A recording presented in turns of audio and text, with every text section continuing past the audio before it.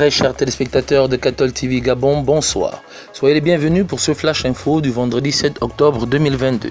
Hier, jeudi 6 octobre 2022, dans la salle Clémentine du Palais Apostolique, le Saint-Père a reçu 300 participants au colloque sur le thème « La sainteté aujourd'hui ».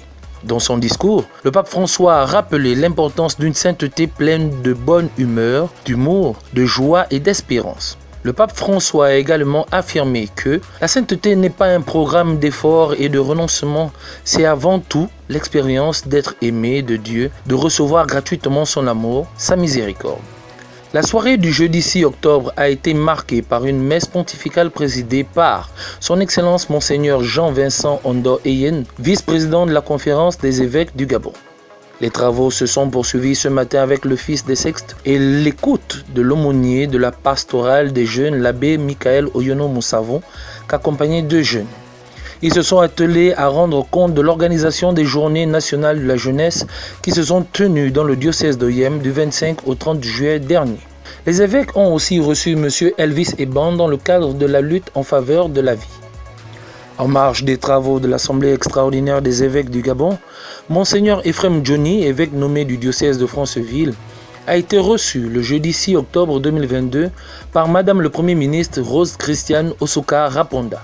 Une rencontre qui s'inscrit dans un devoir de courtoisie institutionnelle et s'appuie sur la relation entre le Saint-Siège et la République gabonaise.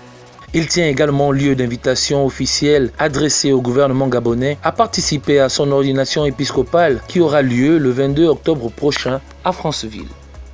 La matinée de ce vendredi 7 octobre 2022 a été marquée à la cathédrale Notre-Dame de l'Assomption, paroisse Sainte-Marie, par la célébration eucharistique de rentrée scolaire de la communauté éducative du lycée Monseigneur Jean-Rémy Bessieux.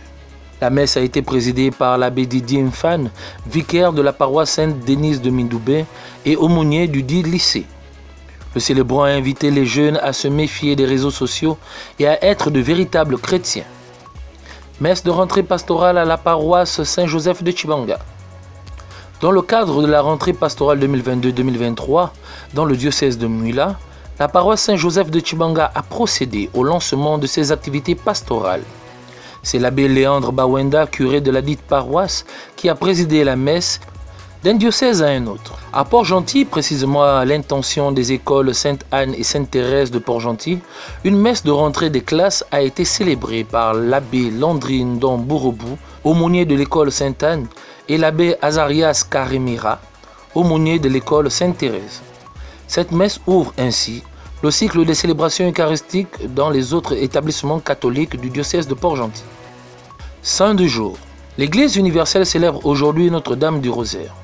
En effet, le Saint-Rosaire trouve ses origines en 1212, lorsque Saint Dominique de Guzman, en séjour à Toulouse, vit la Vierge Marie qui lui donna le rosaire, comme réponse à l'une de ses prières pour savoir comment combattre l'hérésie albigeoise.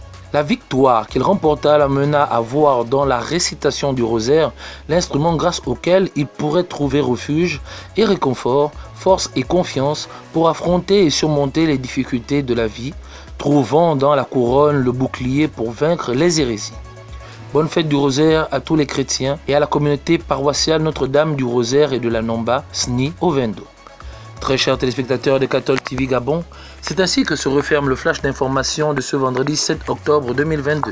Nous vous remercions de l'avoir regardé. En route pour les 200 ans de notre Église, gardons la foi, l'espérance et la charité.